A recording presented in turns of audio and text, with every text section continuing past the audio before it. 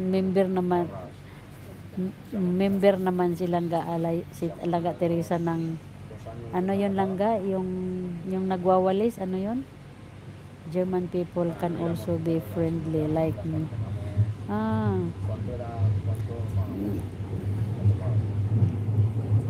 I'm afraid of German people, ay tupad, German people, because they are all they are all I think I thought German people, Angelica, is not friendly because it's not smiley. When I was in Germany, I asked something and said, do you have like this? Then he answered me, no smile.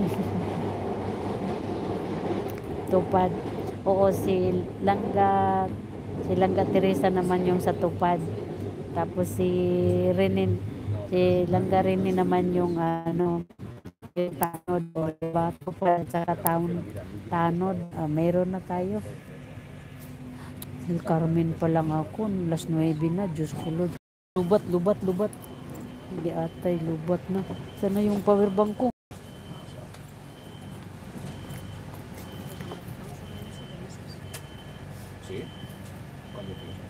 Bakit di nag-appear na lubat siya?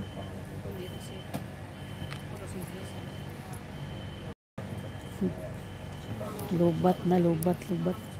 Oh, 7 minutes na lang, 7. Laka. Alas 9 na, nandito pa lang ako, El Carmen. 1, 2, 3, 4, 5. Hello, 6 station pa ako. Late na. Bagay, gusto ko naman to eh. Malate. I am very friendly, funny, crazy, everything. That's why you are here, Angelica, because we are like you. Kaulit ka na lang ga. Because we are same like you, Angelica. Hindi naman ata magagalit si Senyora. Hindi ko lang alam Langga. Sana wala siya. Matupad na pangarap mo Langga. Natupad na pangarap kong malate yatay. Ay, Ginoo ko. As in late na ako. Binigyan ako ni Senyora ng mga sobre na ano. Mainit naman yung sobra. Congratulations sa wakas. Gahag. Bukas hindi ako magpa-late. Lalabas ako bukas ng maaga. Hindi ako magpa-late bukas. Hindi pwedeng ganito. Ninervyos ako. Tingnan mo oh. Bintas 2, 1, 2, 3, 4. 5 istasyon pa. Diyos ko Lord. Mabait na si Angel mo kasi in love na siya. Nakakaano na, nababawasan na yung ano, yung bigat.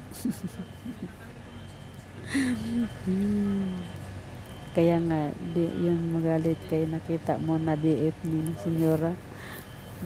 Sana nga hindi naman niya kahapon, ay kailan ba, alam nung minsan mga Langga ganito yung may kukwento pala ako sa inyo. Nung minsan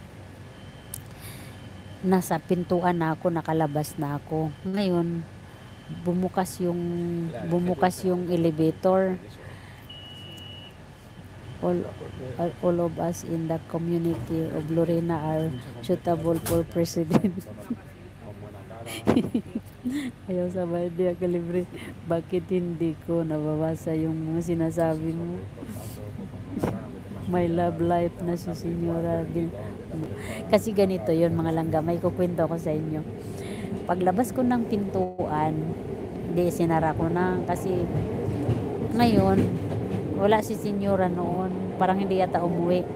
Ngayon may bumukas yung elevator. Yun pala yung boyfriend ni Senyora. Alam mo, diretso siya doon sa ibang daan kasi mayroong isang pintuan doon sa likod, doon sa may binibihisan ko, may secret door doon.